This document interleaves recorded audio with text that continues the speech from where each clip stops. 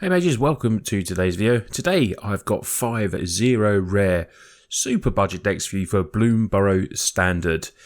The set has just been released, so I like checking out some super budget decks at the start of that as you start to build up and decide which rares and mythics you want to craft. So it's good potentially to have some decks that you can play if you've got the fair amount of commons and uncommons for the set.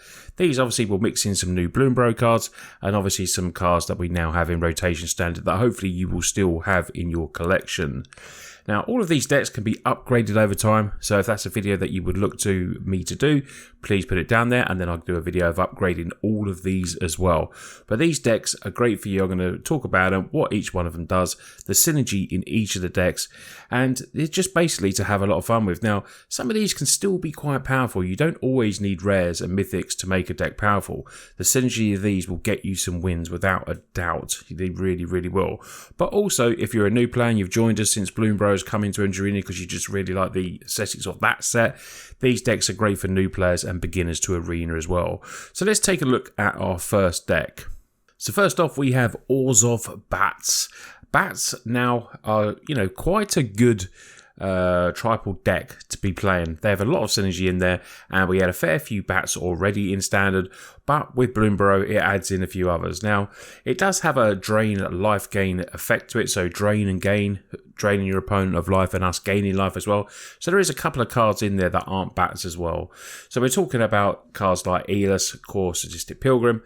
This is just a really good legendary creature. Whenever another creature you control enters, you gain 1 life. Whenever a creature you control dies, each opponent loses 1 life. So we have cards that obviously will synergize very well with that as well. Another one that's in there that is a vampire, though, is whenever another creature you control with power 2 or less enters, each opponent loses 1 life and you gain 1 life. Now, there's a lot of bats, as you can see there. Our 2-drops are, there's a plethora of them. But this Windsprit Vampire just works very well and synergistically with the deck. So let's have a look at some of our bats in there. Starting off with the 1-drop, the Lurker Bat, Flying Lifelink. Good to get in there turn 1 if we can. And obviously, the theme of the deck, apart from bats, is gaining life and then draining our opponents.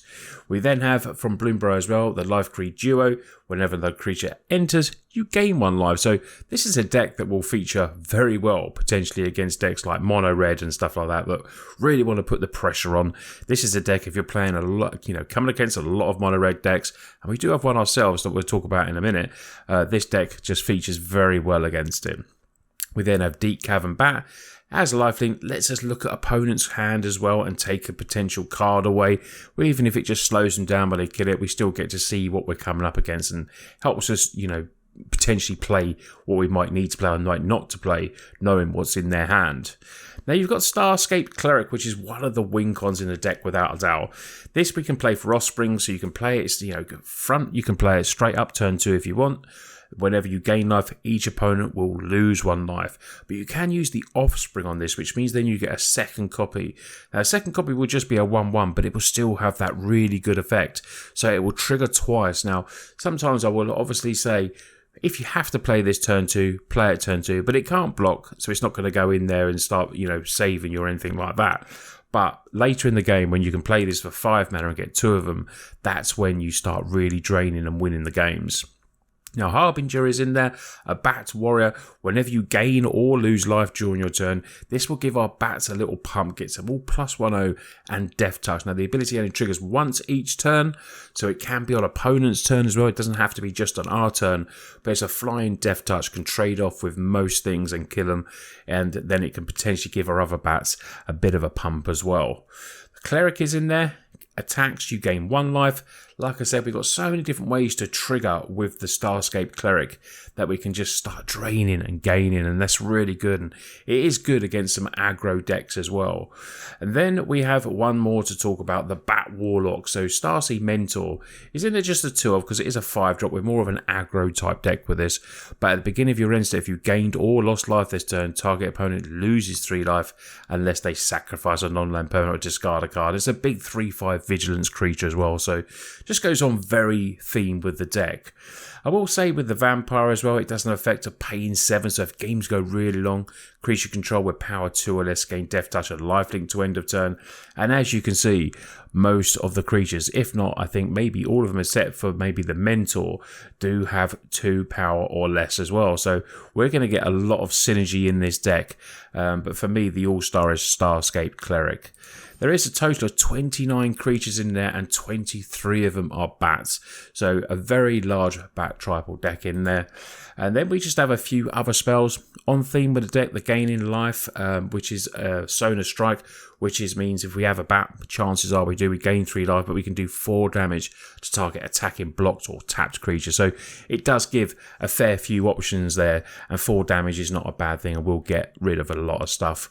And then a couple of Shoot the Sheriff, non-outlaw creature, and a couple of Go for the Throat as well. So we do have some really, sweet removal in the common and uncommon status there. Lands is very simple, like all of these decks, basic lands. Scour Barons coming in there, doing Gaining Life if you need it. You could swap this maybe for the tapped land that comes in and does damage. So you can swap between that. I've gone for the life gain because of the amount of aggro I was meeting with this deck. So I just, prefer the Scout Barons, and the other one, the name escapes me, sorry. And then we got a couple of the new cards, Looping Flower Village, because we can sacrifice it, look at the top cards, 6 cards, and find ourselves a bat. You might want to put maybe a couple of them in there, because that is pretty good.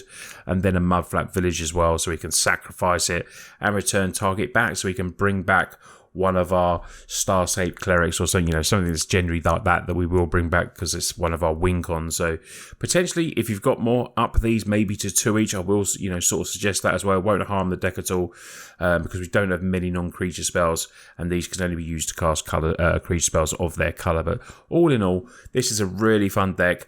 Bats is good. There's a lot of rare bats that we can talk about in a future video. If you want to see us upgraded, I can go through all these and we can upgrade them over time as well. But let's get on to the second deck.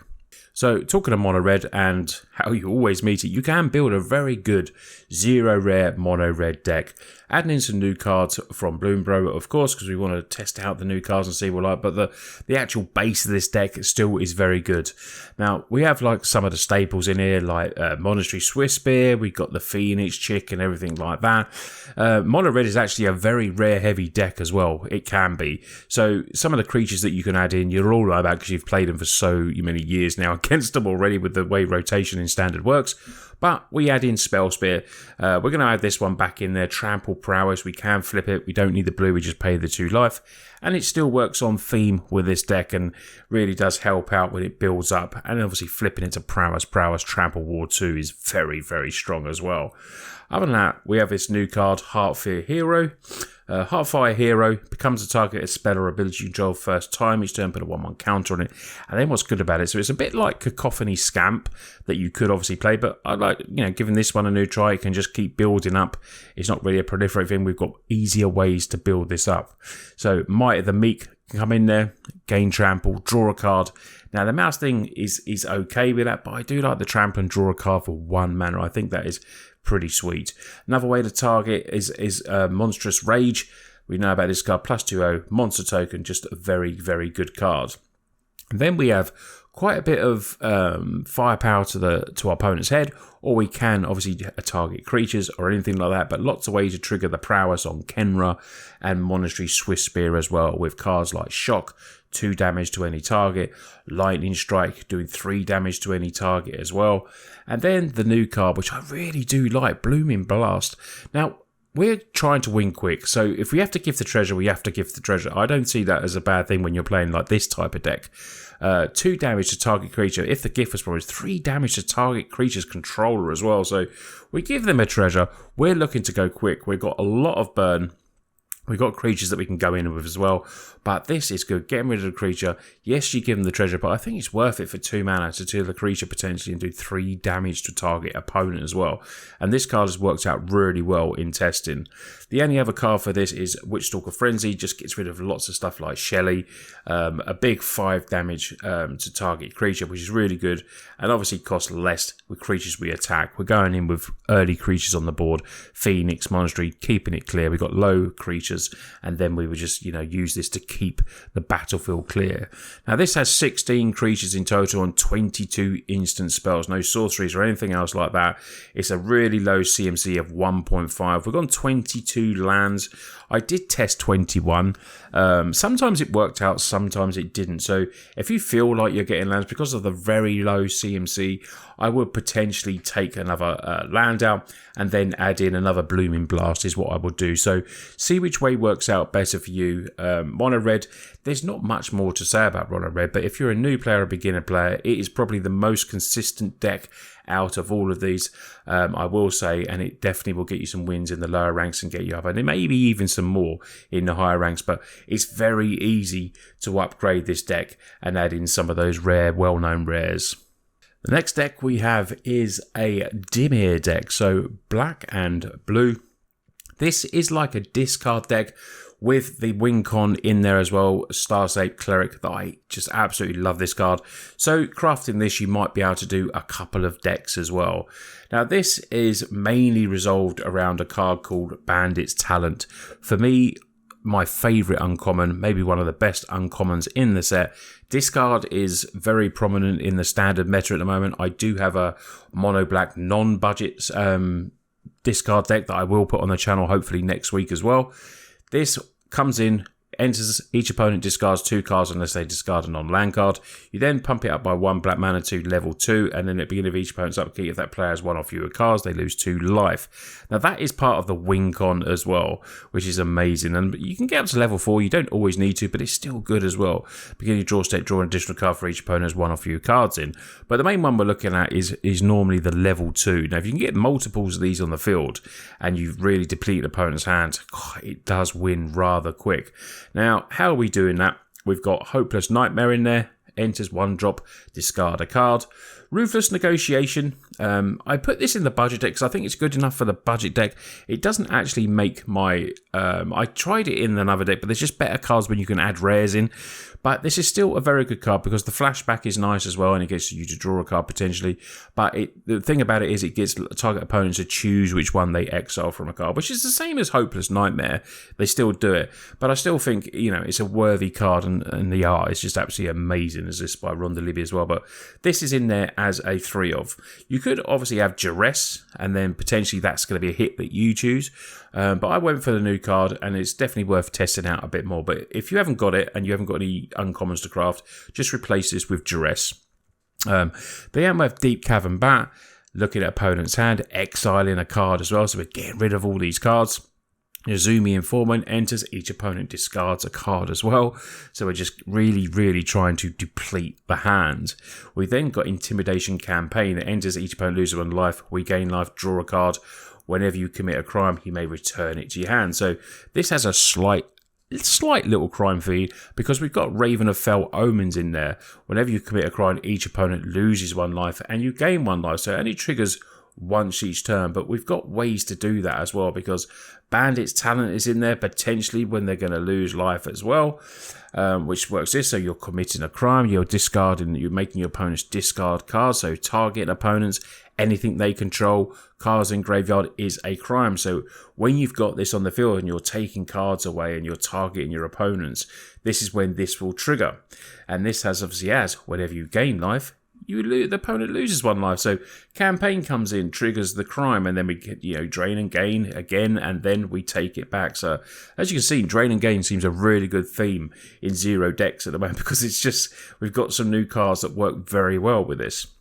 Now, we've got the Sour Springs in there because with the crime effect in the deck, this will do 1 damage. So technically that will trigger the crime as well. This is the type of card I was talking about in the previous deck. And then we have Dismal for a bit of gaining life, and we don't want to be missing on the colours, but we are only actually splashing blue for the campaign. We don't want to be missing the campaign, and this will just help gain a bit of life as well.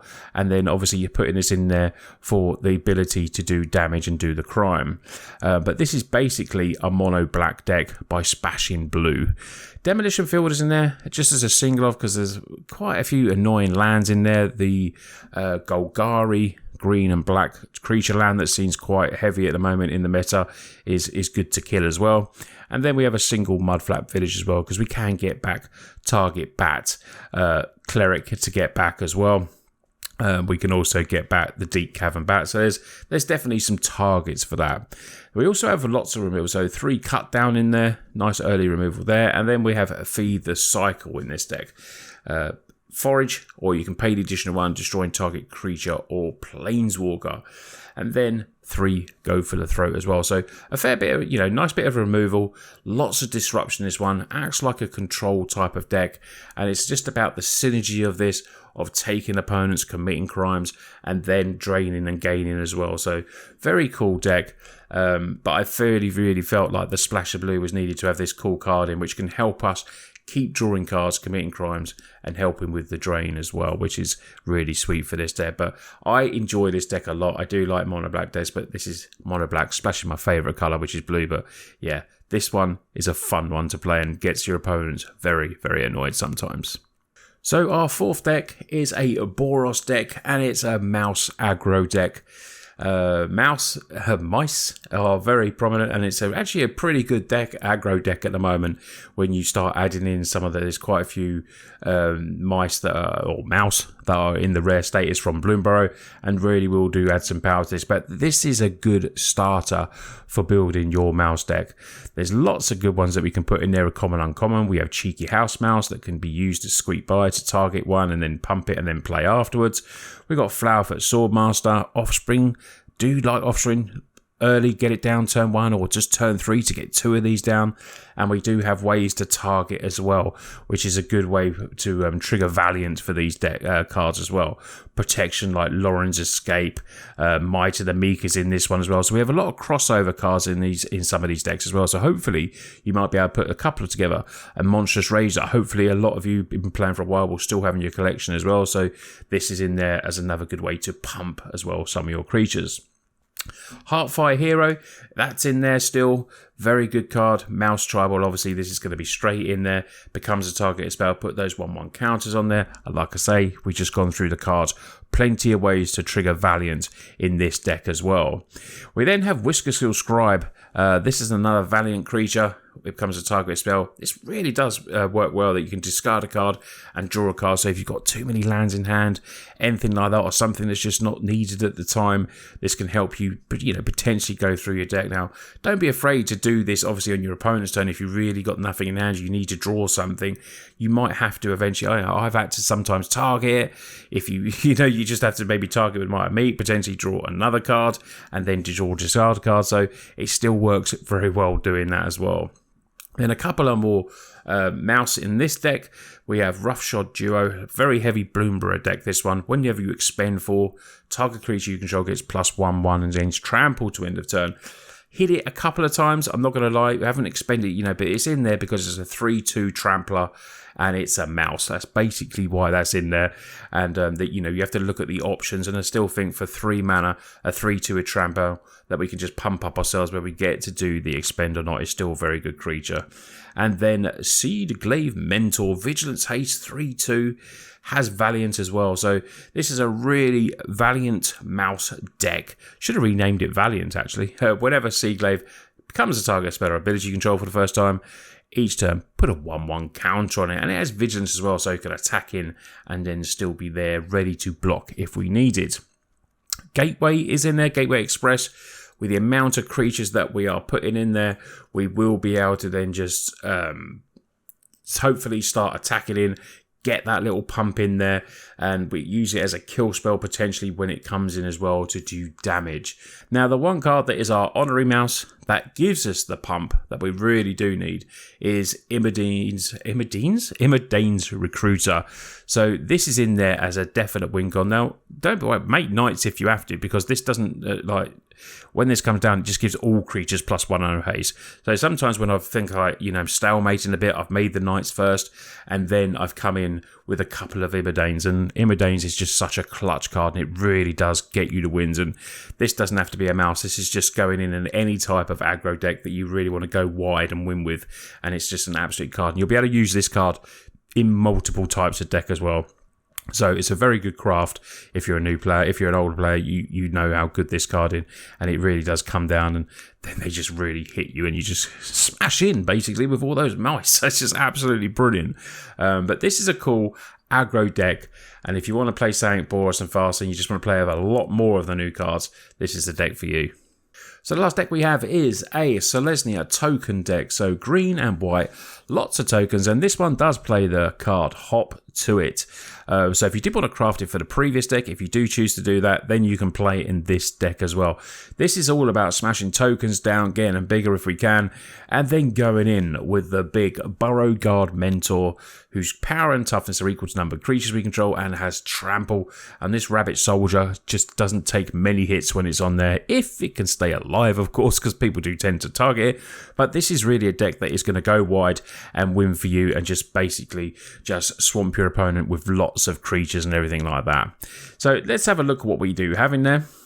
We have some rabbits, of course. Seasoned Warrior Guard attacks while you control a creature. It gets +2/0. So for a 1-drop, this is really strong. That can get down turn 1, make a token, and then come in and just be attacking, making like a 3/2 attack early, which is pretty strong.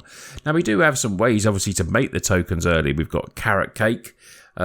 Loved it. I just wanted to chuck this in a deck, and it's actually been pretty decent for me. Enters in, makes a rabbit token, you get to scry, sack it, gain 3 life, make another token as well. So it's whenever you enter or whenever you sacrifice it.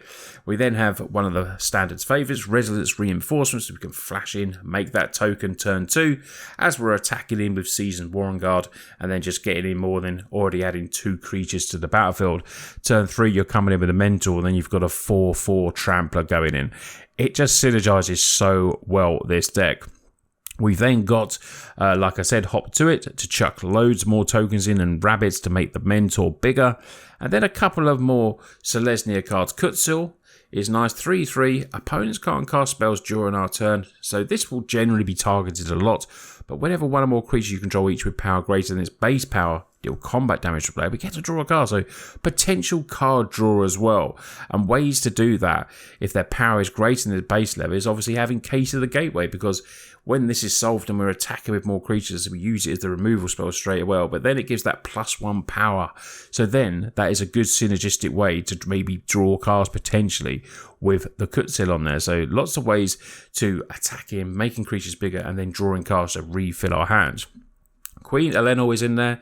Another one with Star, power and toughness equal to number of creatures we control. So like the Mentor, doesn't have the trample, which is really good. So just can be blocked by a single creature. But the other ability of when one or more tokens would be created under control, those plus a 1/1 creature token to make. So more ways to go wide, make lots more tokens, and then we are just pumping them up with the Case of the Gateway when we've solved that. Or we're playing Trash the Town, so we can put 2/1/1 counters on target creature, or do a little bit of magic there and do target creature against trample, and then just sneak a win over, which is really good. Or we can use Requisition Raid. Now this is sorcery, so we have to do it before combat, but the 1/1 of putting a 1/1 counter on all creatures we control, that is amazing. Don't want to put it on target player, don't want to put it on your opponents, just put it on ours. And that is a good way as a little win con to pumping up the team and really getting in with some extra power. Now we have some more removal in there. The Raid obviously can destroy artifacts and enchantments as well. And then we have Destroy Evil to help against big creatures. There's still lots of big dinos and shellies and stuff like that. And enchantments that we might want to get rid of as well, that might clear our board up as well. And then we have Ossification that can help us exile an annoying creature or planeswalker as well. So 2 nice bits of removal in there for the deck. We then have the last card to talk about is Dewdrop Craw. Now we can gift a card for this and return 2 target creature cards, each with mana value 2 or less. If we gift it, we get to return 3. So Valamani 2 or less, we got a lot of good stuff to bring back. We bring back the old Rabbit Soldier. We want to bring that back without doubt. And then we have Resolute we can bring back as well. So, the main target for that is bringing back our Mentors, because that is the big stompy creature that can just get the wins. But I just thought this was a nice card, and we don't mind gifting a card if we're just trying to get creatures on the battlefield and potentially bringing back a lot more as well. So there's also Seasoned Warrior Guard that can come back. So I feel like it's got a few hits, and we've only got this in there 2 of as well. Land base, Heath dealing damage, 1 damage to each opponent, and then we've got Blossoming Sands. There's a couple of little bit of life gain, but we just want to make sure that we can hit the colours. You could, if you feel like it, add another 2 Blossoming Sands if you want. I've kept it like that just because, you know, the less tapped lands coming in the better for this sort of aggro deck. But if you feel like you want to, just add another 2 in, and then 12 plains and 6 forests. So the CMC on this one is 2.1, 24 lands in total on this one, because we are 2 colours and we don't really want to be missing lands. It's not a single colour one, which you can sometimes go a little bit lower, but we're keeping with the 24 with this one. And that is our final deck. So there's 5 0 rare decks for you to play. I hope you've enjoyed the video. Let me know what you think it is, which ones you're going to play. Potential upgrades we can talk about. You can put it in the comments as well. If you do want to see that video of upgrades to all these decks, let me know in the comments down below. I did want to add it in today's video because it would have made it very long. We're already at just under 30 minutes of me mammering on and talking about these really new exciting decks for you, so I will make it in a separate video. Big shout out if you want to support me even further and you love all the budget content and all the content, you can become a Patreon. Thank you very much for that. For as little as I think it's like $1, $2, you can start on the platform there. Very much appreciated. Just liking and commenting really helps as well. But anyway, you lot take care, and I'll see you on the next video.